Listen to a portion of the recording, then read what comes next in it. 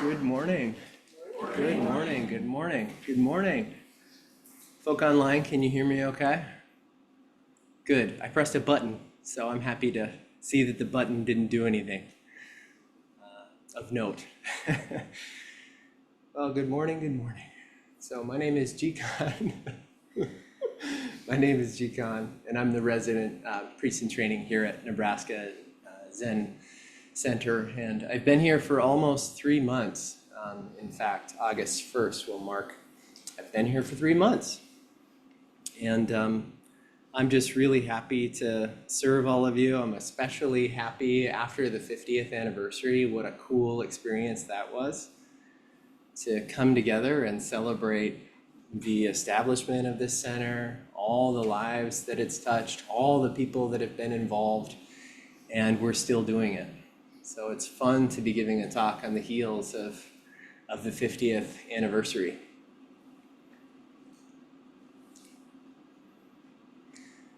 Today's talk is about the 5 hindrances. The 5 hindrances. And one thing that I want to say first is when we do our services and we are bowing, we're bowing before Buddhas. We're bowing before ancestors. So those bows reflects our aspiration to awaken and to become the Buddha that we already are, that the Buddha exists within us, throughout us, perfect, completely, total. And we acknowledge that, we prostrate before that, and we offer service to that. And however you conceive of that, conceive of it in a way that's beneficial to you. So for some people, imagery is helpful. For some people, just putting their forehead on the ground and lifting their hands, that's a symbol of raising the feet of the Buddha. That's why we go straight up. For some people, putting your body simply on the ground, raising your hands is enough. Just that gesture is enough. So we did a little service. We acknowledged our aspiration to awaken. And the Buddha, after attaining awakening, taught the alleviation of suffering. That there's suffering in the world. There's a lot of it, and we carry a lot of suffering. And this suffering is something that we can meet. This suffering can be transformed so that we can be free. And in our tradition, we're doing this for the benefit of all beings. So at the end, our Doan said, may this extend to all beings everywhere, throughout space and time, before, currently, after, so-called this.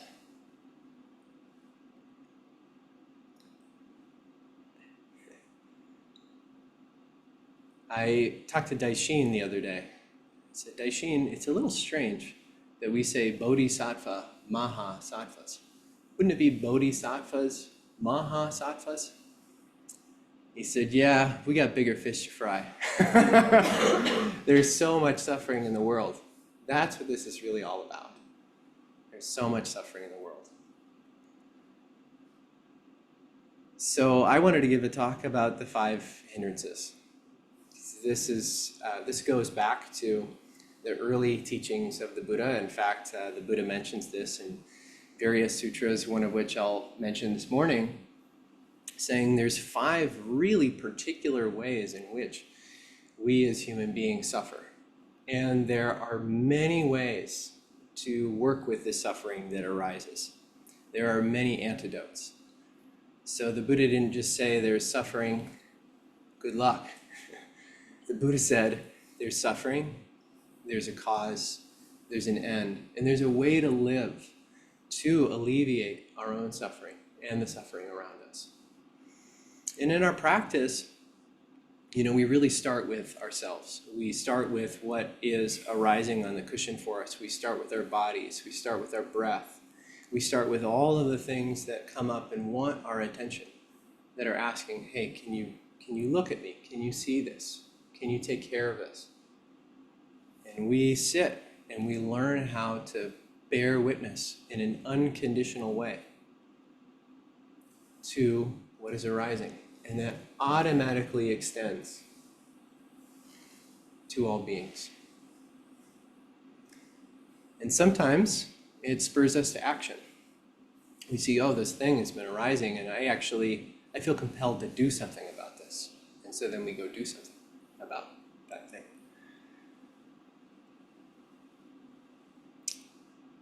I think I've said a variation of this within several talks. But when I first started sitting Zazen, when I first started sitting within a Zen context, for me, there was a lot of emotional turmoil that was arising. It was sort of endless, is how it felt to me at the time. But there was also a sense of confidence of, I have faith that this path will be beneficial. I don't necessarily know how, but I have confidence that this will be beneficial. And so during one sesshin, I was sitting, and at this point, I was spending a lot of time offering loving kindness to my experience. May I be well. May I be okay. May I take good care of what's arising, and really sort of building that feeling internally. And I went upstairs to go do Dokusan with the teacher. Her name is Bonnie, and she's at Minnesota Zen Meditation Center currently. And as soon as I sat down, tears started running down my face. And she looked at me and she leaned in and she said, "You're okay, And she asked, what have you been doing?"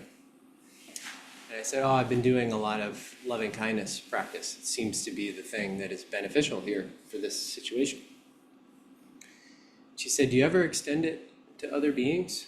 Do you ever offer it to other beings?" And I said, "No, I just need to do this for me right now." She said,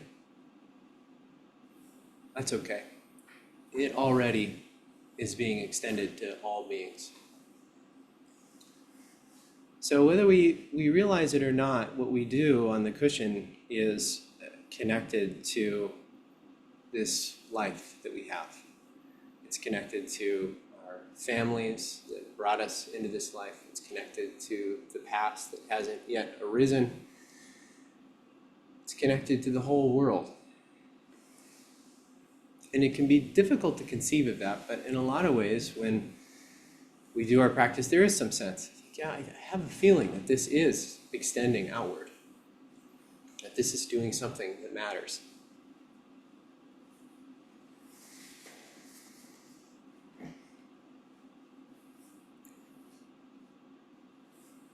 I met with someone recently who said to me, I work with somebody who I know has had a very, very difficult past. And they've done some things that, for me, are really hard to know about. He said, when I see this person, I try to remain open. I try, even though my heart wants to close, I try to remain open. And that's sufficient. That's enough. That's enough. And it's also, sometimes we realize, oh, actually, I need to turn away from this situation. I need to remove myself. And that can be a benefit too. Boundaries that we set for ourselves are beneficial for others as well.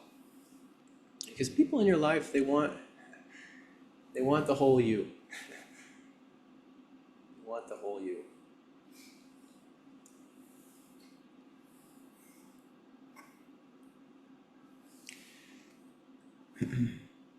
So what are the 5 hindrances? I should add that the hindrances, the way that they were taught is, the Buddha said these tendencies arise as we attempt to settle our minds, as we attempt to get concentrated. That's when these tendencies tend to come up the most. So if you're sitting on your cushion and you're like, there's a lot of stuff going on, and I'm aiming for stillness, the Buddha said, yeah, that's normal.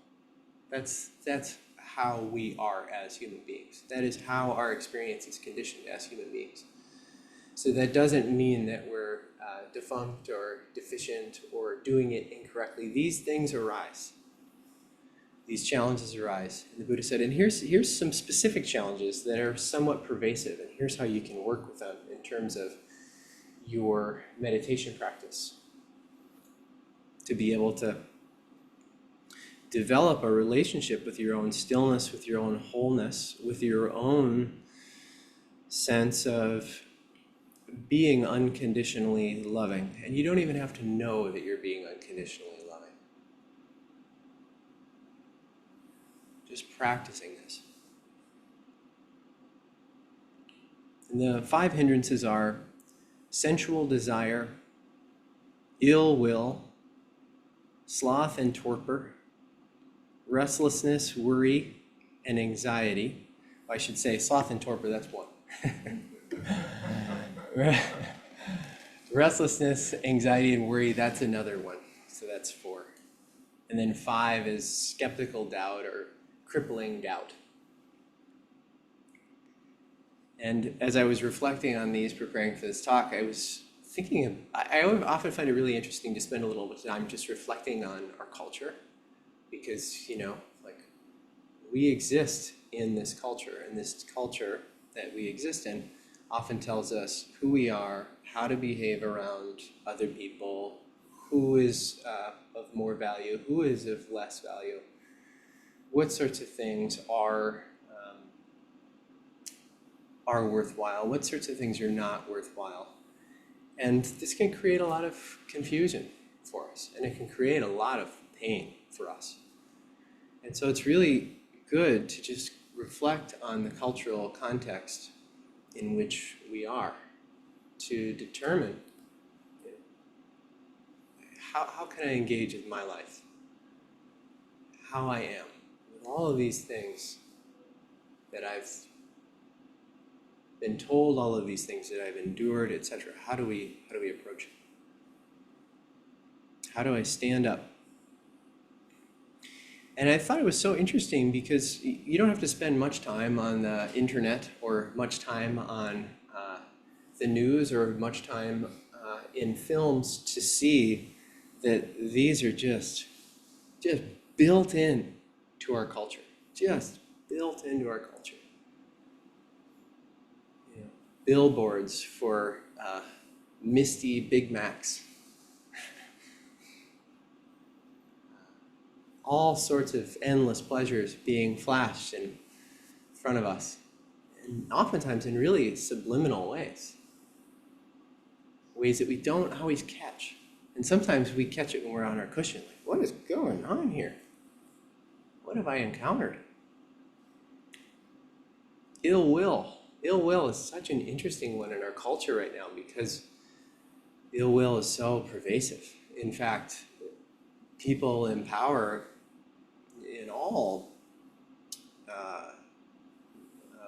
political orientations are demonstrating this ill will. And not only is this ill will being demonstrated, but it's being demonstrated in a way that says, like, actually, this is a sign of power. This is how we should behave. This is how. So it's in our culture. It's in our culture. Sloth and torpor, so often we just want to check out so often. And there's so many ways to do it. Billboards for alcohol, all kinds of, escapes, etc. So that we can get so we can feel some kind of at easeness. And the Buddhist practice says, like, you don't have to put yourself in a position that ultimately you don't want to be in order to find relief. That actually we can create that. And not only can we create it, it's already available and it's your birthright. That's what Buddhism teaches us. And skeptical doubt, I mean, seeing this is just totally pervasive in our culture too. Of like this idea of fake news, this idea of facts is not trustworthy. So you can see that these are really manifest in our culture. And I'm not trying to tell you how to think about these things. These are my observations, and maybe these are things that you observe too, and perhaps there's things that you see that I don't see. And perhaps there's parts of this that you disagree with. And that's okay. I'm just trying to make a case of like, this is in our water. This is in the water.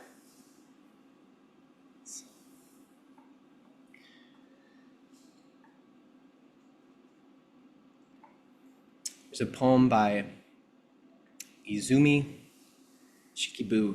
And this is translated by Jane Hirschfield. If you don't know Jane Hirschfield, she's quite excellent and practiced at Green Gulch for a long time. She's a tremendous poet. Although the wind blows terribly here, the moonlight also leaks between the roof planks of this ruined house. Although the wind blows terribly here, the moonlight also leaks between the roof planks of this ruined house. So, Izumi, she's telling us that things don't have to be perfect. That the conditions of our life do not need to be arranged just so the moonlight will finally leak through the roof planks. The moonlight is already here. So we work with the hindrances to begin to attune to the moonlight that's here.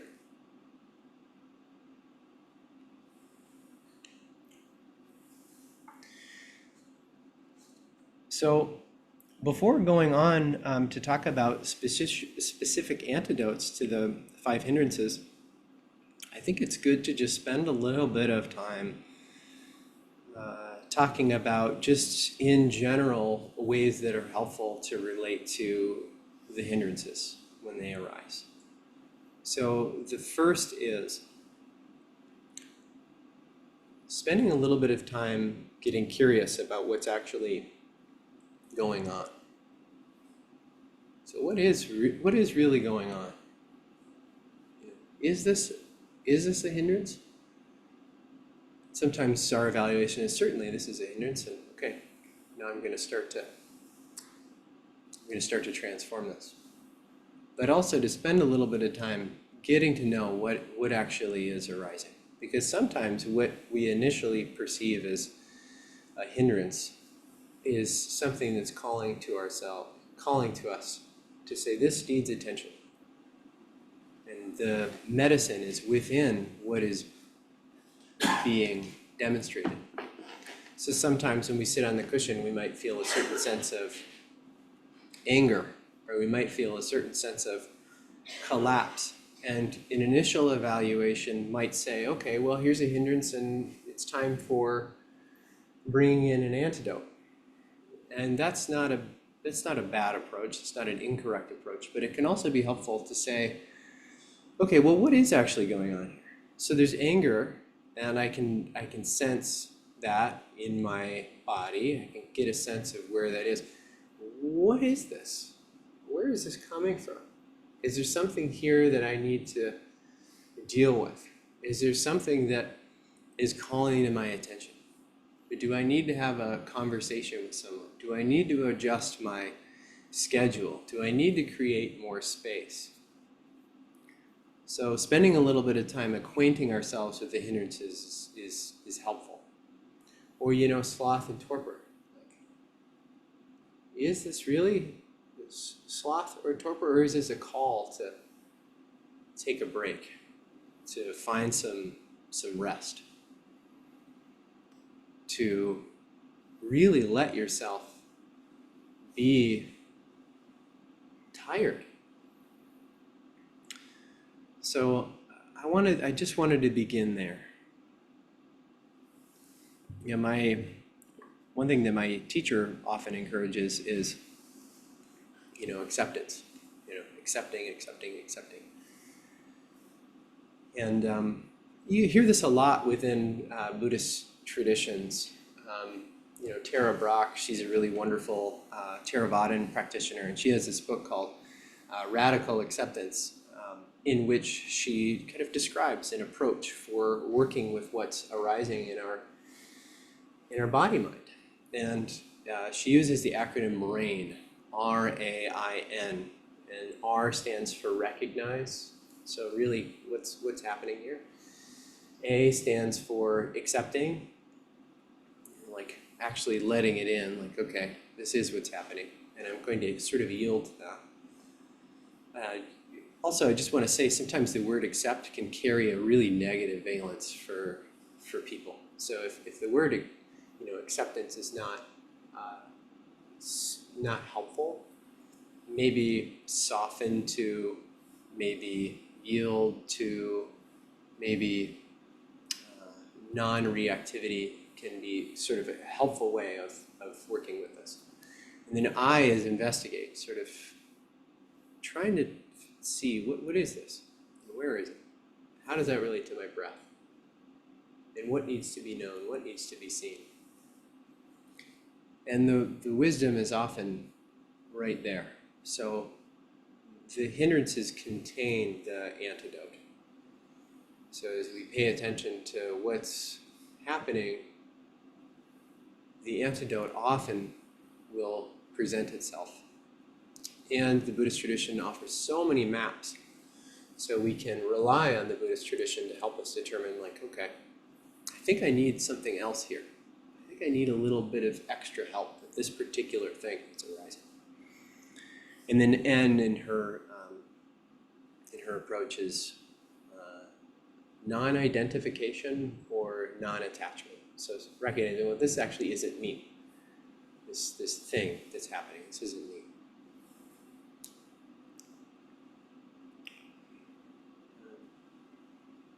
So acceptance can be helpful, but that doesn't mean not doing anything. So it's like we accept to respond.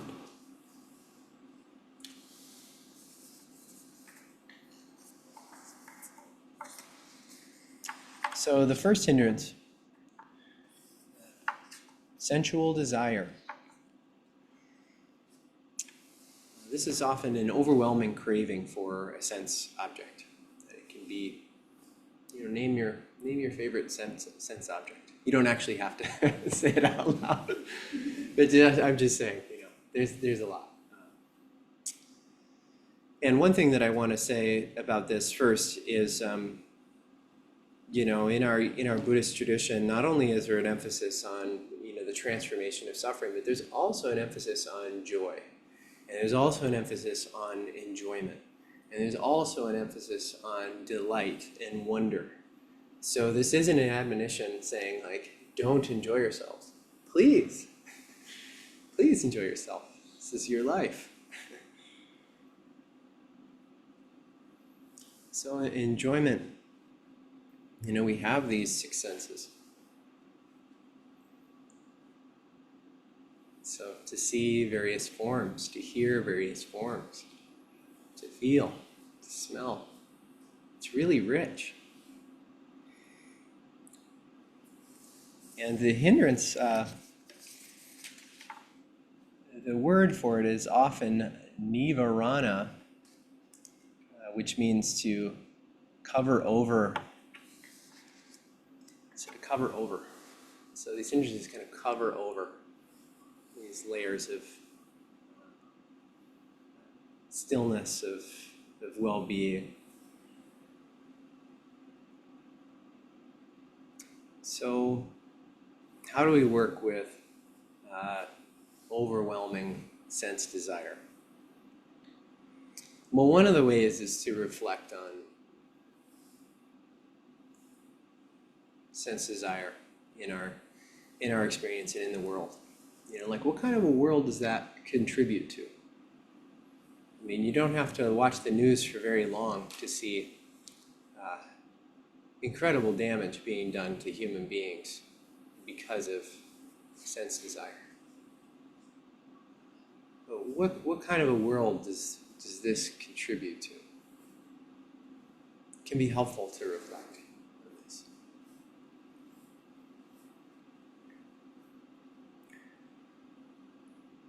Another antidote for working with sense desire is well-being.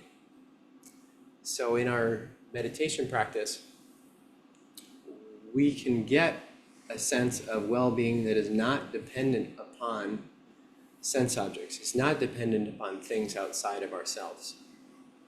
And we do this through the breath. We do this through letting the mind naturally settle. We do this by encouraging sensations that are pleasant and beneficial, that are not dependent on things outside of our experience. So in concentration is often talked about in terms of jhanas, and there's multiple stages. But the first stage does not require there to be no thinking. And one of the results is what's often called rapture. And so the Buddha says, you can practice with your meditation so that rapture arises on its own, so that a sense of well-being arises on its own. And our Zazen practice helps us to do that. We start to sense like, oh, there's something going on here. And we start to build a relationship with that. So we can be more dependent upon, and not dependent in the sense of like, we need it, but we can rely on a sense of well-being that doesn't need things to be just so.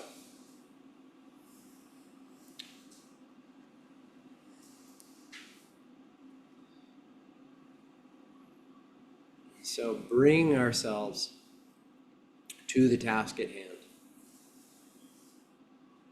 So concentration, cultivating well-being, and this can be loving kindness. This can be cultivating a sense of joy. This can be cultivating a sense of compassion. And bringing ourselves to the moment.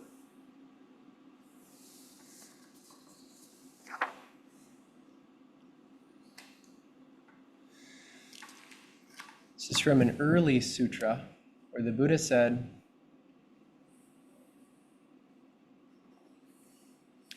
I have to find it.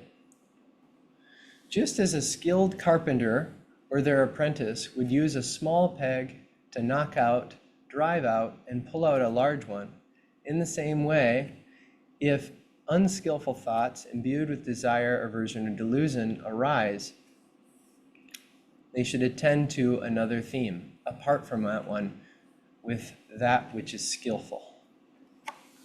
So in our tradition, the Buddha often recommends, like, if something is arising and we're finding that it's harmful, it's not beneficial, that we can replace that with something else, which doesn't mean that we need to necessarily try to force that other thing to move out, but moving towards something else will often do that for us. And in this particular sutra, the Buddha goes into more strategies, but that's one. Replacing sometimes it's called the rotten peg, replacing the rotten wooden peg and a piece of furniture with a nice wooden peg, with a beneficial wooden peg.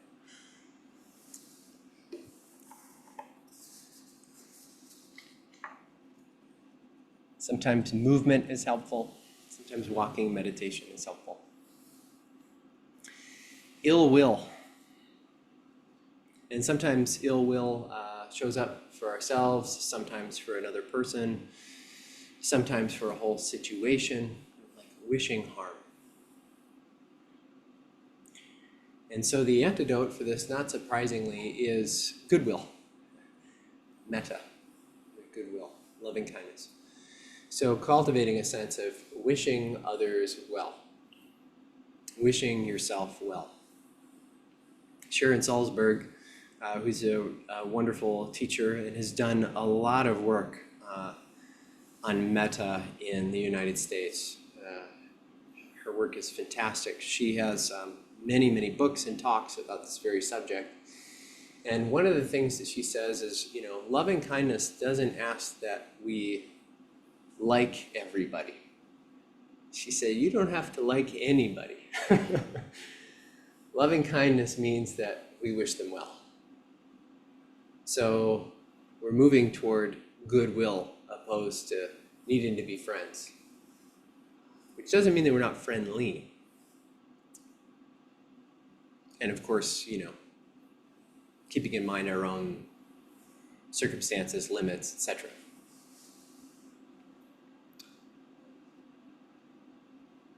The Buddha often refers to anger as swallowing a fiery metal ball. That oftentimes the harm that we wish on other people is actually us ingesting this fiery metal ball. And in the Dhammapada, it states very clearly, this is the first chapter of the Dhammapada, it says, loving kindness, hatred is never overcome by hatred. It is only through loving kindness that hatred is transformed. This law is ancient and eternal. So when ill will arises, bringing in loving kindness, and bring in loving kindness for yourself, bring in goodwill. Sloth and torpor, tiredness, entropy, drowsiness. So as I mentioned before, it's really good to spend a little bit of time determining, what is arising here and what's this all about. In our culture, we're often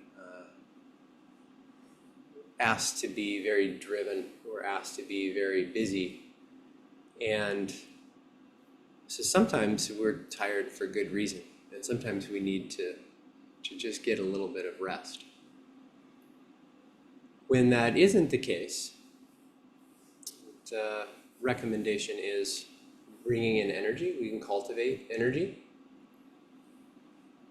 We can adjust the breathing so that it is a little bit more enlivening. We can use movement. We can do an activity.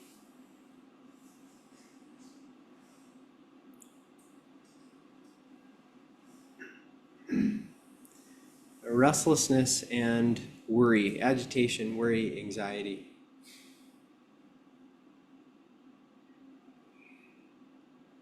So what do we do about this particular hindrance?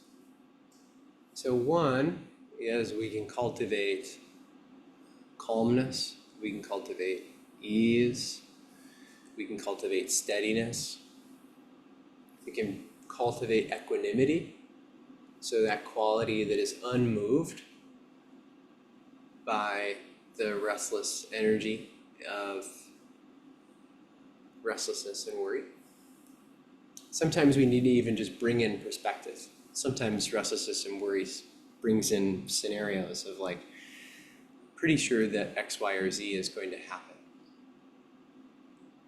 And sometimes we need to bring in clarity of like, see that if that were to happen, what would I do? Or that scenario just seems pretty unlikely. And then coming to our senses. So coming to what's going on right here. So sometimes we're worried about something, and returning to this very moment that we're in can gather that energy and make it less dispersed. And that can actually be energy that holds us up and holds us to the moment and can create a sense of genuine engagement.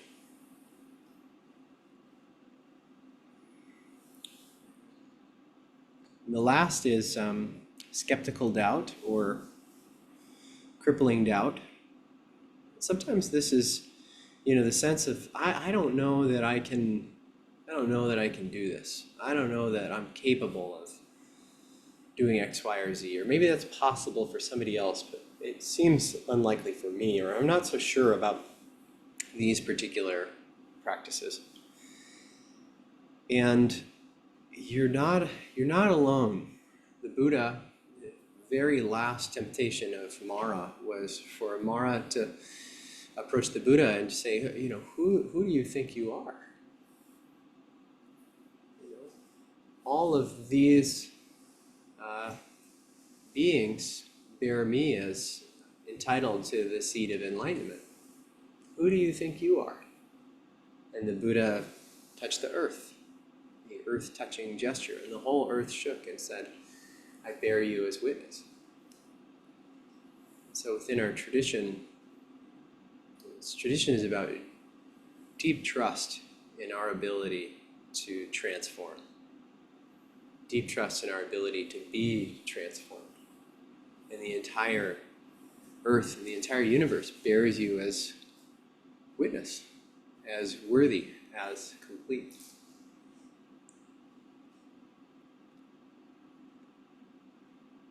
Sometimes remembering where we've been, what we've been through, the things that we've overcome can also be helpful. Reviewing successes can be helpful.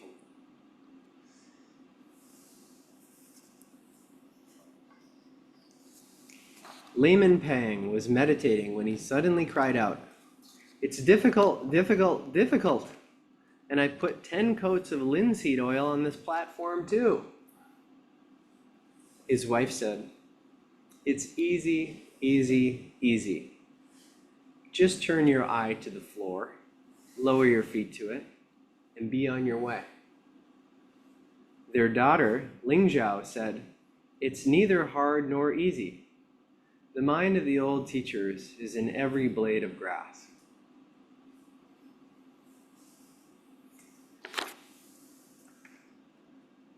And in the Zen tradition,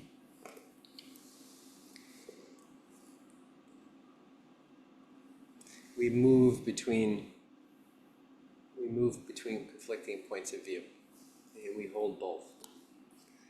This is from the Platform Sutra of the Sixth Patriarch. So this is a really pivotal text for Zen Buddhism, and at that point it was called Chan. And the way that the story goes is that there was a teacher who was prepared to step down and had determined that the way that he would choose the next disciple would be through a poetry contest. So whomever wrote the best poem would receive the Dharma seat. And just before he made this declaration, somebody named Hui Neng, who was considered to be illiterate, who was considered to be a novice practitioner, arrived at the monastery and was pounding rice in the kitchen. And all of the students, this is a huge temple, hundreds of students, and if I remember right, it's in one of these texts. The monastery was big enough, the actual monastery was big enough to hold up to 2,000 monks. So a huge monastery. And so the story goes that all of the various monks that were there wanted the closest disciple to the teacher to take the Dharma seat. And so they didn't submit a poem. This person's name was Shen Shu. And Shen Shu at first was trepidatious. At least that's how the sutra is written. Like, am I doing this for the right reason? Should I write a poem? I'm not so sure. But if I don't write a poem, I won't be the Dharma heir, so I should write a poem. So wrote a poem, Agatha, on the wall at night. Did it in private, so that way if the teacher didn't like it, he would maintain his anonymity. And if the teacher did like it, well, then he would say, yeah, in fact, that was me. And the poem that Shen Shu wrote was, the body is the Bodhi tree.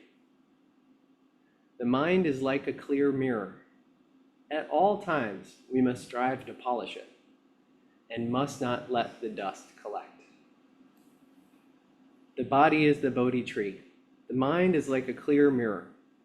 At all times, we must strive to polish it and must not let dust collect. So, Hongren, the fifth patriarch, praised this poem publicly. So this is fantastic. Everybody should memorize this poem. They should practice it. And Hui Neng got wind of this and said, will you take me to see this poem? And will you read it to me? And so somebody brought him to the wall and read him the poem. And he said, will you write a poem for me? And the person agreed and proceeded to write a poem that's a response to this poem. And the poem goes, Bodhi originally has no tree. The mirror also has no stand. Buddha nature is always clean and pure. Where is there room for dust? Bodhi originally has no tree. The mirror also has no stand. Buddha nature is always clean and pure. Where is there room for dust? I bet you can guess who became the sixth patriarch. It's actually fairly dramatic. So Hongren says, this is no good. This person doesn't get it either. And then at night says, okay, come to my room, transmits the Dharma and says, and now you need to leave. And you actually need to run.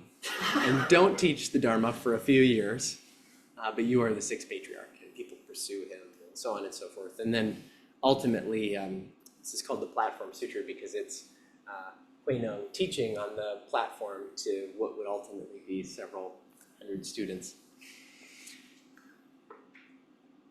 So this is a huge turning point in our Zen tradition, and it established this notion of gradual awakening versus sudden awakening. And Hui Neng was the beginning started the sudden enlightenment school. That awakening happens suddenly, spontaneously, completely. And it isn't this thing that ultimately, eventually, someday is attained. And in our tradition, we do both.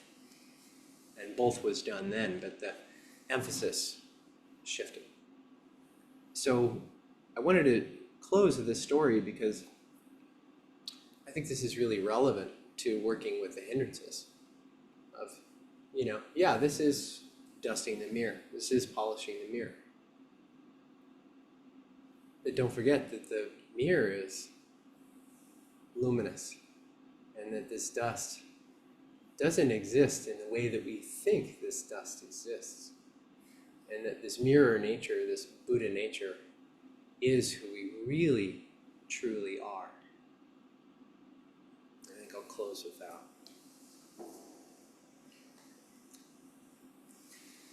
Okay, we can open it up for thoughts, reflections, questions.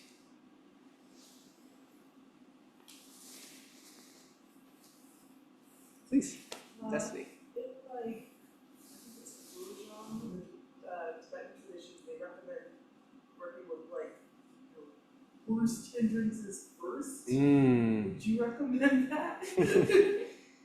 Oh boy, would I recommend working with your worst hindrances first?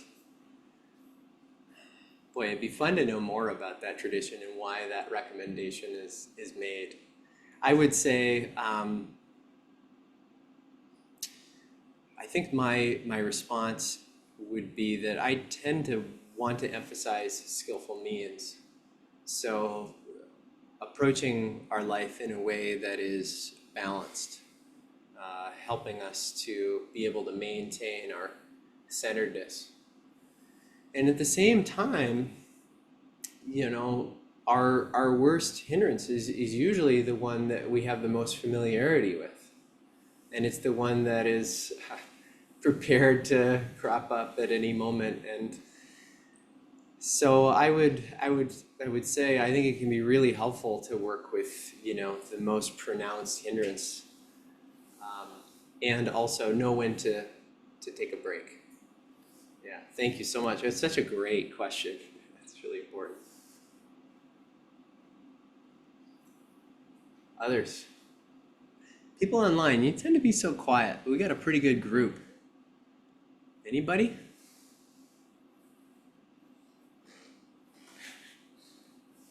Okay. Somebody just gestured like this. If it wasn't clear. Okay, nobody wants to say something, so. Please, Joyce. So, the very last poem, you quoted from the sixth paragraph. The third line, in Chinese, literally, those words mean, originally, there is not a single thing. Yeah, so, and then different English translators use their versatile skill translate the different phrases. So this person translated as Buddha nature's original, pure and clear. But witness there is originally not a single thing. How can dust be accumulated? How can dust How can accumulate? dust be accumulated? Yeah. Were people online, were you able to hear what Joyce said? Okay. Yeah, that's such a great point, Joyce. So I think there's a really nuance Yes. there. We have to be careful not to make Buddha nature into a thing. Yes. Yeah, Thank little you. food for thought. Thank you. Great food for thought. Let's chew on that. And, Let's chew on then I have another food for thought. Oh, good. So for me, when I encounter my hindrances, I found bring up a curiosity or that attitude of investigation is very helpful. That opened up my mind and just investigate what it is.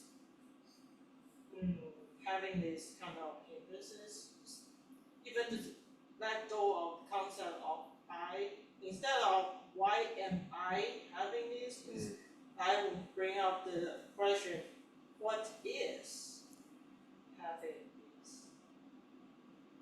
I found that helpful for me, but also, I'm sorry, another little feedback is back to the question of which features to work with. I think probably Buddha said, oh, we all know Buddha had great skill for me. He gave different students different answers. So, which hindrance you work with is really according to your own aptitude. If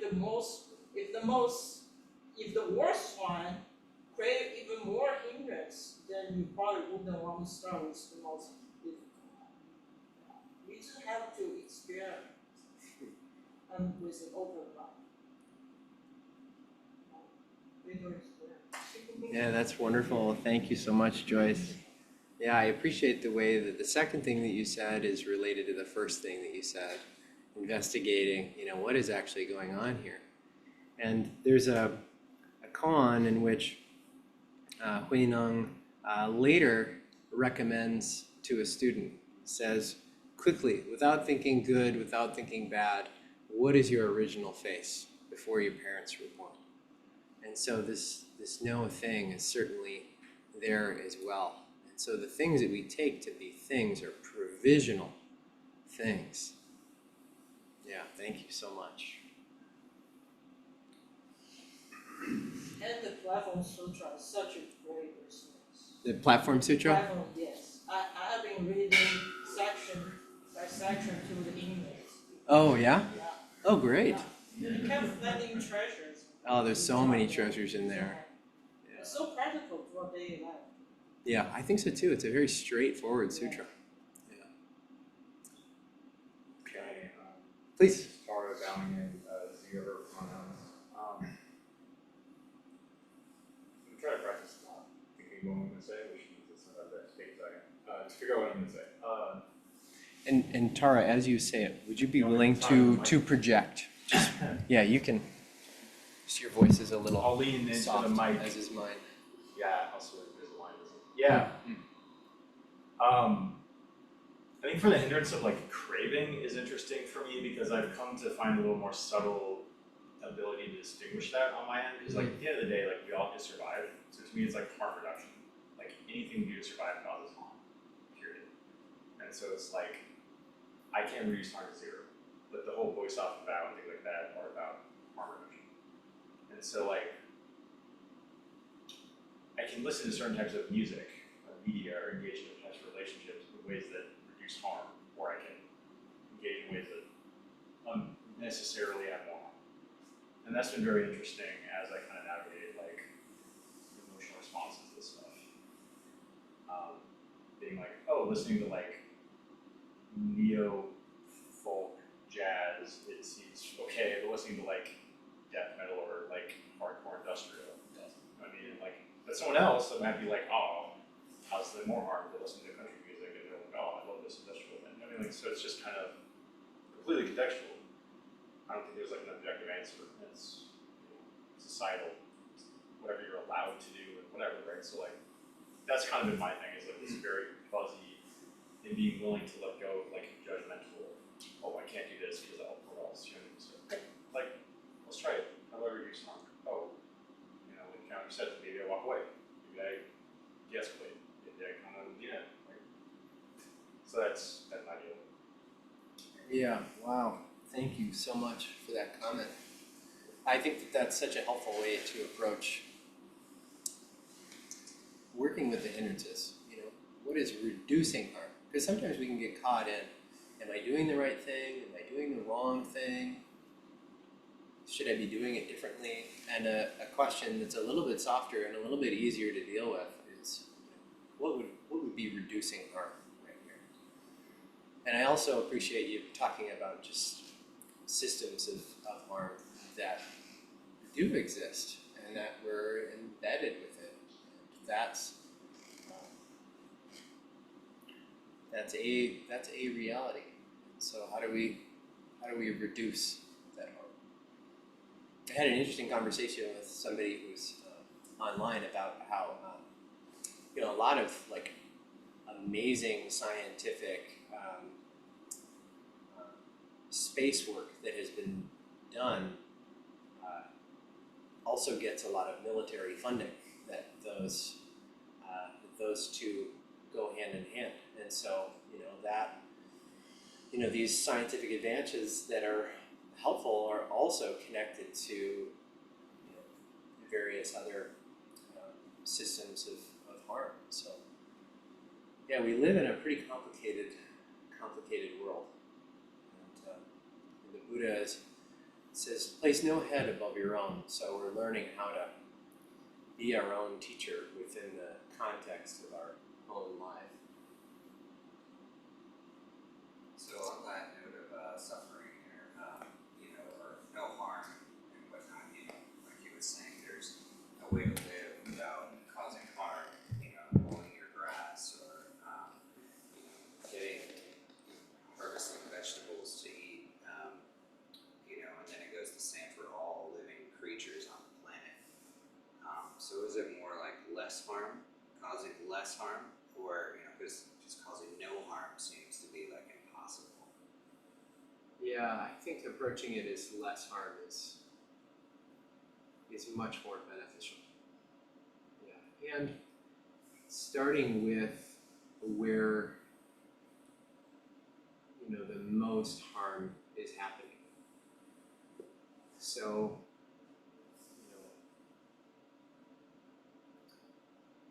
for example, if I need to leave the house at a certain time, in order to make it somewhere with Greta on time.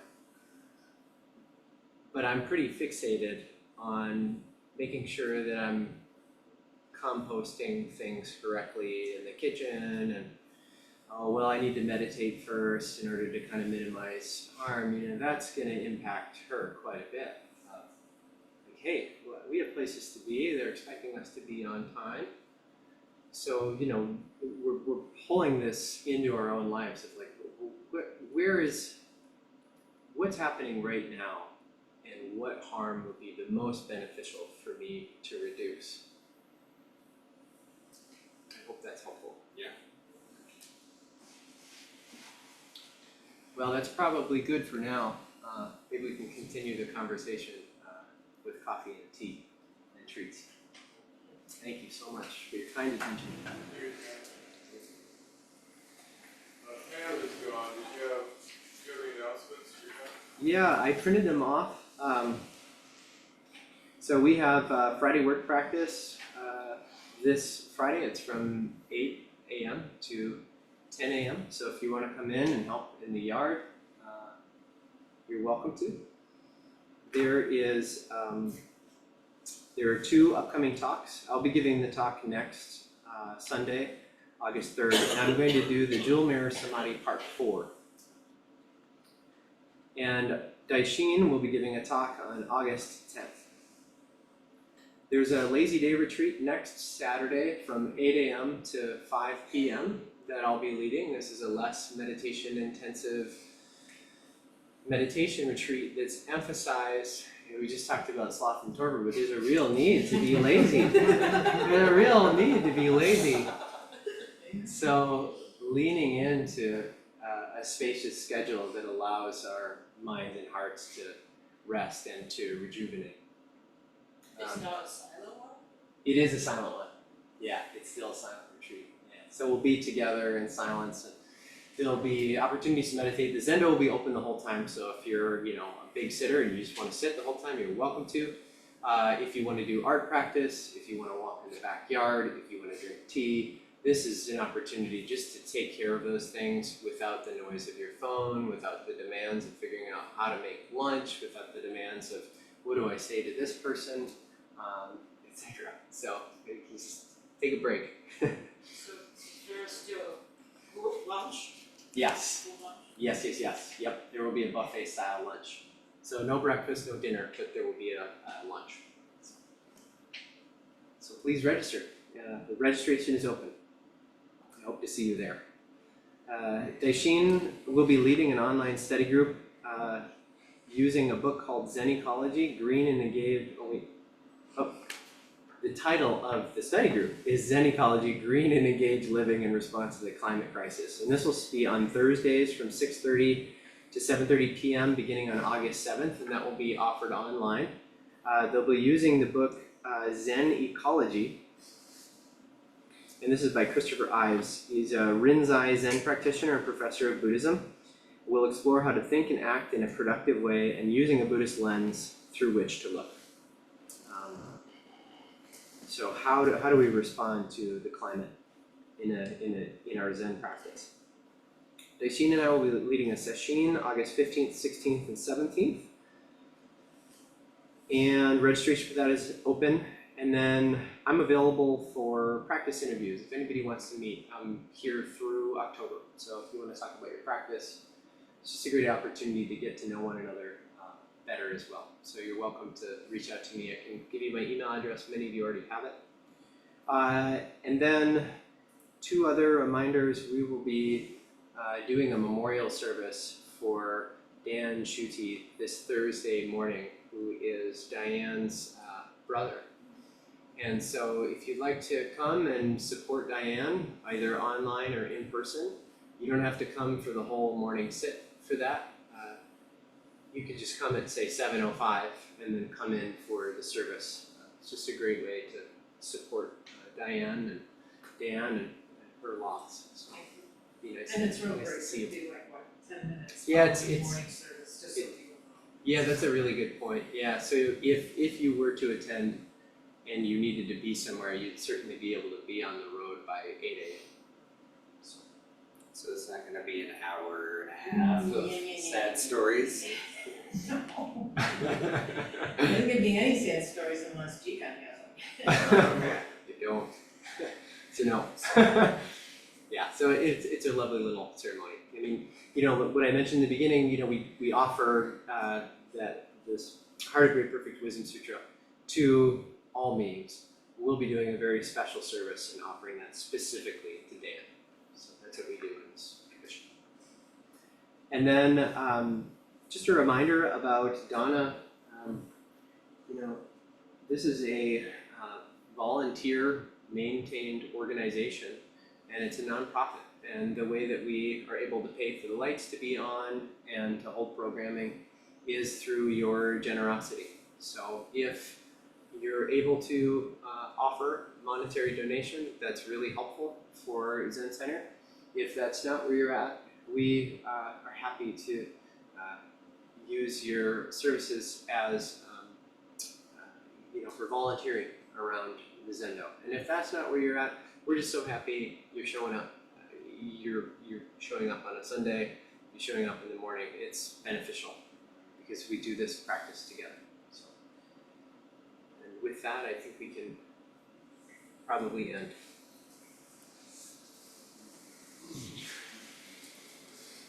Well, the last page of your sutra books, we'll do the closing chant. Page 43. May this merit extend universally to all, so that we, together with all beings, realize the Buddha way. Beings are numberless. I vow to free them. Delusions are inexhaustible.